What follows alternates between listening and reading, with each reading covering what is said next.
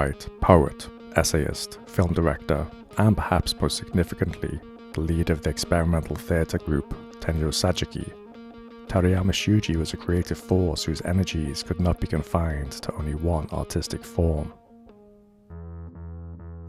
As with many other Japanese artists of the post-war period, Terayama was deeply affected by his early life experiences. Born on the 10th of December 1935 in Aomori, Terayama's childhood was emotionally traumatic.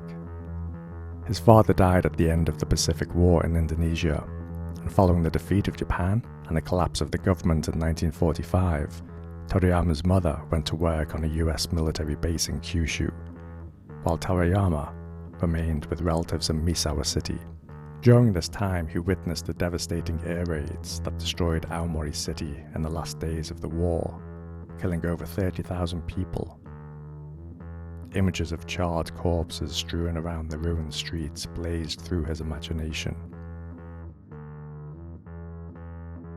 Although Aomori was a place of hardship and harsh weather, sewn into the landscape were mysterious folk tales and traditions that also inspired his young mind, helping form his distinctive worldview. In 1954, he moved from the harsh weather of Aomori to the tempestuous political-cultural climate of Tokyo. He entered Waseda University to study Japanese literature and language, but soon dropped out after falling ill with nephrotic syndrome, a liver disorder that would plague him throughout his life and eventually lead to his untimely death. Instead of attending university, Terayama claimed he received his real education working in the bars of Shinjuku, where he came into contact with the social outcasts and marginalized people who would later populate his work. The atmosphere of Tokyo was charged with a restless energy. Artists and intellectuals were becoming frustrated with the arrogance of the superpowers, whom they believed responsible for the threat of nuclear devastation and the rapid proliferation of technology, which appeared to be alienating the Japanese from their cultural heritage. It was upon this urban terrain that the dramaturgical textures of his theatrical and filmic productions were grounded. He began experimenting with writing and directing in a variety of media and genres, including television, radio, film, documentary, essays, poetry, criticism, and fiction. He also began collaborating with avant-garde artists from various disciplines, such as Hijikata Tatsumi, the founder of Budo, and Tadanori Yoko, the brilliant pop artist who would go on to design the posters for many of Terayama's theatrical productions. In 1967, Terayama formed the theatre group Tenjo Sajiki, whose name came from the Japanese translation of the 1945 film, Les Enfants du Paradis. Not only did the work of European artists, such as Borges, Autod, Sartre, greatly inform the sensibility of the troupe, but his biographical concerns, such as his ambivalent feelings towards being abandoned by his mother and the search for a father figure, also played a large part in shaping the aesthetic of Tenjo Sajiki. The group produced countless pieces, including The Hunchback of Aomori, Heretics, Bluebeard, and Knock.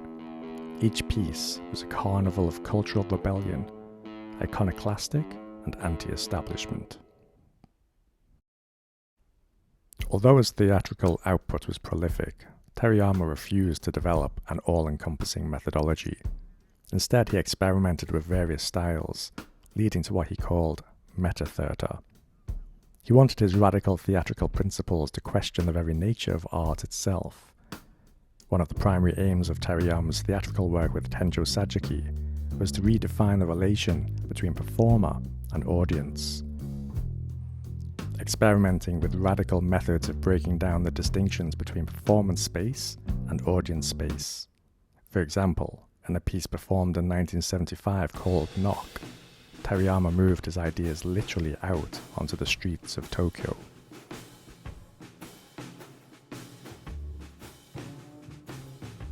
His plays were complex combinations of poetic language, vulgar sexual imagery, evocative lighting, music drawn from jazz, Buddhist chants, and electronica, while at the same time exploring multi-layered themes of rural superstitions, folklore, magic, and evocations of lost childhood. Passionately heretical, Terayama created an eclecticism that anticipated the postmodern aesthetic of contemporary Japanese theatre. Ultimately, Terayama Shuji was a true vanguard who, armed with the pen, the microphone, the movie camera, and the theatre space, dared to go out alone into the dangerous depths of the human psyche and chart new territory for future artists to follow.